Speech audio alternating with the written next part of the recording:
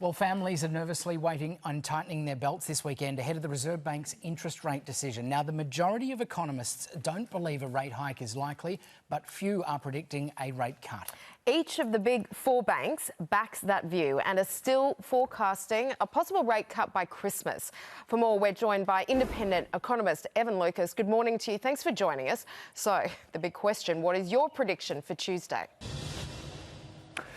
Look, Tuesday is going to be a non-movement, Ange, in terms of where it is. It's more, we're about to have two Tuesdays that could define the rest of 2024. Why I say that we've got the RBA this coming Tuesday, and Tuesday week we have the federal budget. And so Tuesday will be an absolute outline of what the RBA now sees around inflation, what it sees around the economy, and as you alluded to, what that means for household budgets, because clearly things have changed. Inflation in the first quarter of this calendar year is ahead of their expectations, and that's why some economists have changed their views about possible, not just cuts, but rate hikes this year, all around the idea that at the moment we just cannot get inflation back to a level that's actually sustainable, which is between 2 and 3%. It's a real change in philosophy, isn't it, Evan, when you look at these economists saying that we now could be looking at hikes.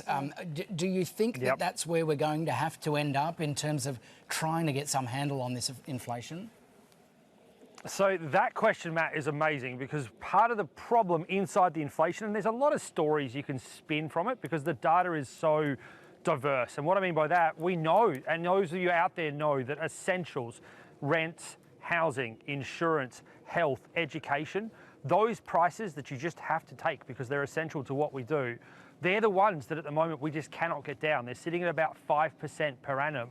And that is where the question will come. It's why the federal government is part of that question, because they do impact some of those parts. Yes, that means also, unfortunately, Matt, that the impact is to the upside in some people's views, that to rein in our spending further, despite the fact we've got those essentials, rates may have to rise further. I'm not one of them. I think rates will sit on hold, but that's their view, and that's why they're calling that call.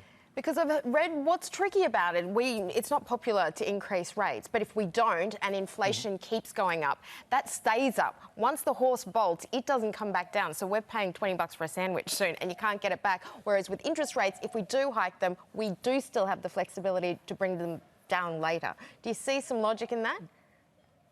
Yes, I do. So what you're sort of arguing there, Ange, is we've got to also remember it's not just about the inflation now, it's the inflation we've had over the last 3 years.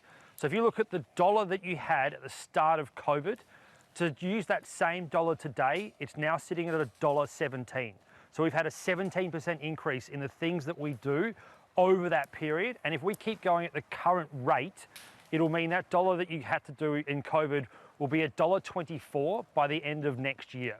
So it needs to come right back in, because if it comes back into what they want, that dollar becomes $1.20 next year. And that 4-cent change is a massive issue in terms of the impact it has on compounding. So yes, I agree with that. That's the theory. Doesn't mean it's easy to sell, and it doesn't make it any nicer for those out there with some form of lending that have to feel the higher interest rates that get us back to that level. And that doesn't help at all, and the government's under some pressure to deliver some relief. Thank you very much, Evan. Appreciate your time. Thanks, guys.